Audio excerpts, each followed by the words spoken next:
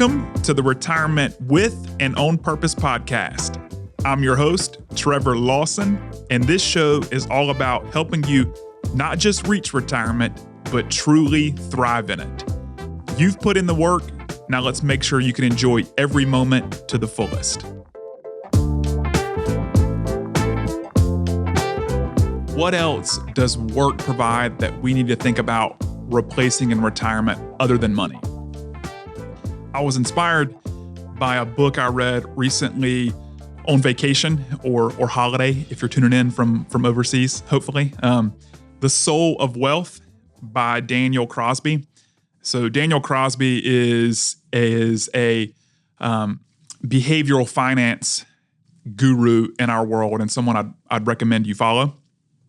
But I recently read his new book, The Soul of Wealth.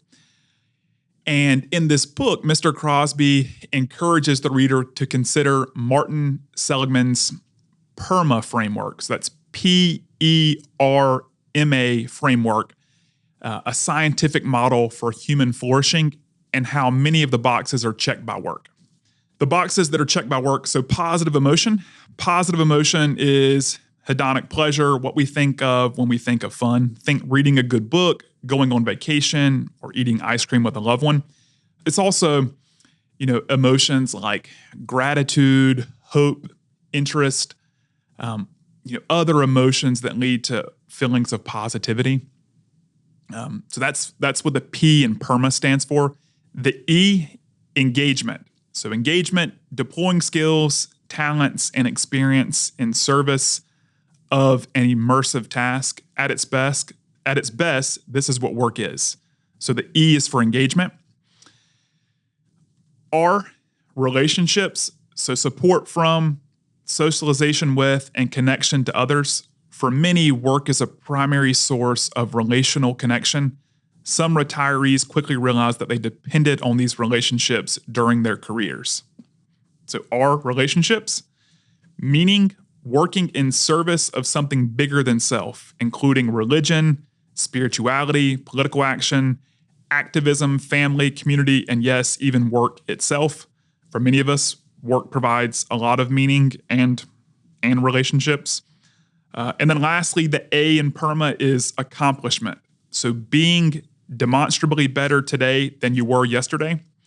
The idea of accomplishment is implicit in work and is actively measured and recognized, but much less so in traditional retirement settings. So Mr. Crosby's encouragement to consider this PERMA framework really got me thinking about, what else other than money we need to think about proactively trying to replace for a successful retirement and to create human flourishing as this PERMA framework is suggested to help provide. So I dove a little bit deeper into Seligman's PERMA kind of framework and found a great article on positive psychology called Seligman's PERMA Plus Model Explained, A Theory of Well-Being by Dr. Melissa Madison. And in this article, which I would also strongly encourage, and I think I may even print and include copies of it in this year's kind of Christmas gifts for family and friends. But Dr. Madison lays out ways to build each of these items in this PERMA framework.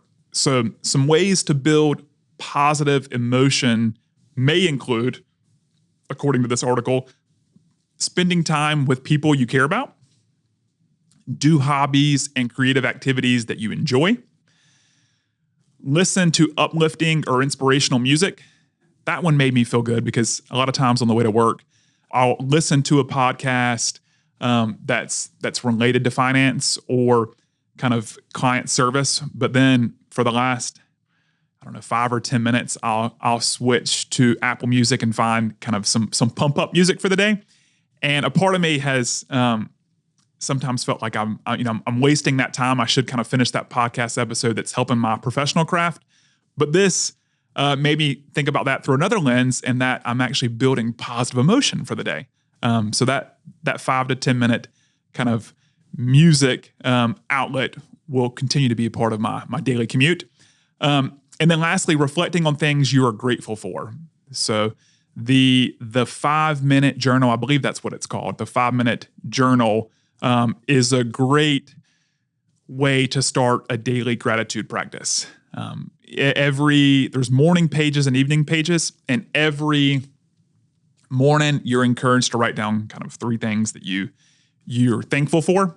And then at night, you take another few minutes and talk about some highlights from the day and things that you learned. But that really not only helps kind of us be more present in our day-to-day, but also start to really grow our overall gratitude for life and our well-being. Some ways to increase engagement, Dr. Madison suggests, are to participate in activities that you really love, where you lose track of time. So that could be any number of things. Sometimes that can be reading or listening to a good album, but finding ways to participate in those activities more frequently that you love. Practice living in the moment. Meditation can help with this. Also, that daily gratitude journal that I referenced could potentially help. Another way to increase engagement: spend time in nature. And then lastly, identify and learn your character strengths and do things you excel at.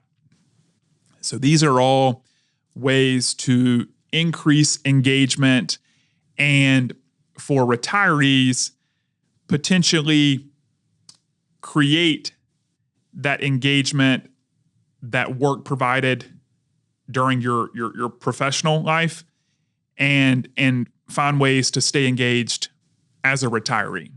So the R again in PERMA, relationships. So ways to build relationships: join a group or class that interests you. Ask questions of the people you don't know well to find out more about them. That's something I've really enjoyed trying to get better at. So people that I see all the time that I don't necessarily have, a close friendship with. I think about the person I've been seeing for years that cuts my hair. A gentleman that I go and work out with. Both of these people, I would consider friends because I enjoy interacting with them, but they're also performing a service. But a way to make that kind of interaction more impactful is for me to ask questions of them that would allow me to learn more about them. And so that's something that I've certainly tried to practice and really kind of helps deepen that connection and that relationship. Thirdly, create friendships with people you are acquainted with. An easy one here is while you're working is your coworkers.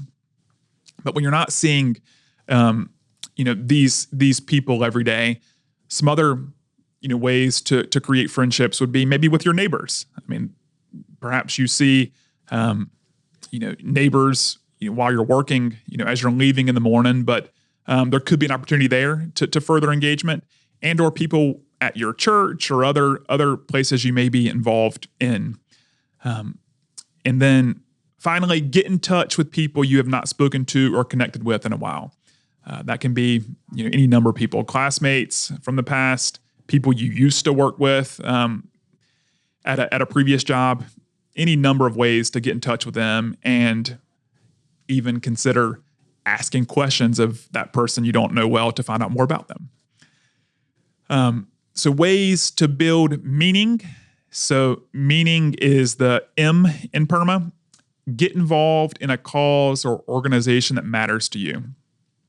So again, like Dr. Crosby laid out, work can provide a lot of meaning because we're really involved with something bigger than ourselves.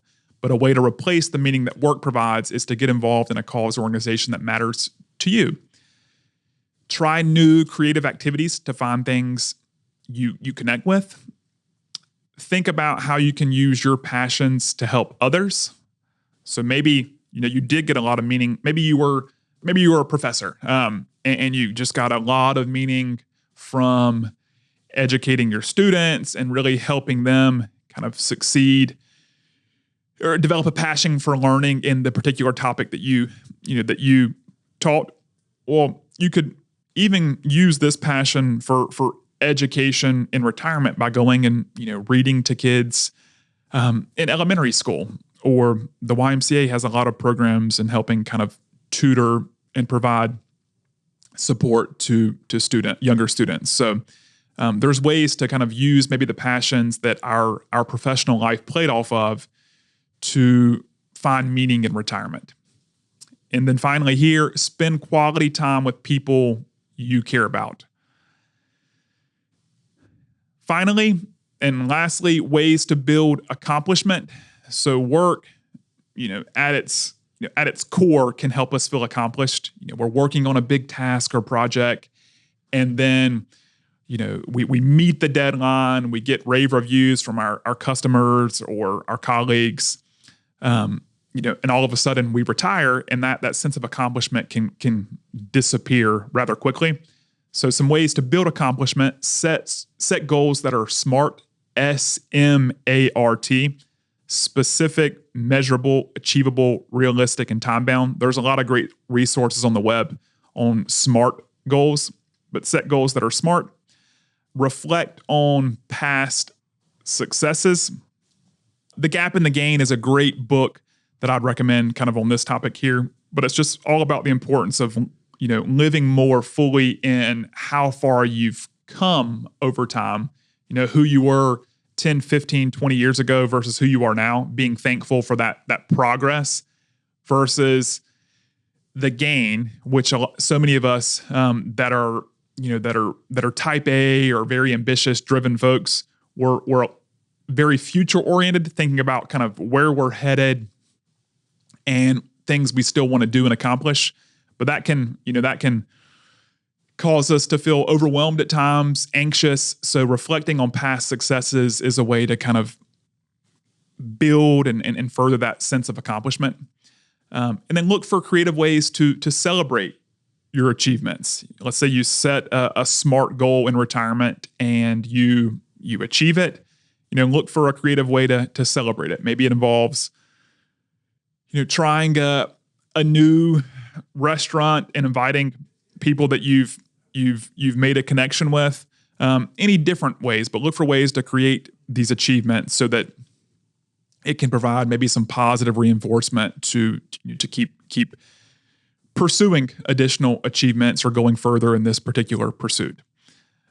But again, this podcast episode is really designed to help us think about retirement preparation, not just from the angle of being financially prepared, because money is one part of our retirement. But as we can see here with this PERMA framework that is been studied to provide human flourishing and thriving for individuals, there's a lot of other components to just being financially prepared that we might want to think about and start planning for in efforts to lead the best retirement possible. That's it for today. Hopefully that inspires you to start thinking about not just retirement readiness from a financial standpoint, but also just a holistic PERMA framework standpoint. And until next time, continue to stay well, lead your best life, and I'll look forward to connecting again soon. Take care. Thanks for tuning in to the Retirement with and On Purpose podcast. I hope you're walking away with new ideas and a fresh perspective on how to make the most of your retirement journey. And remember, retirement isn't the end. It's your time to live with purpose. Until next time, I'm Trevor Lawson. Here's to a fulfilling and thriving retirement.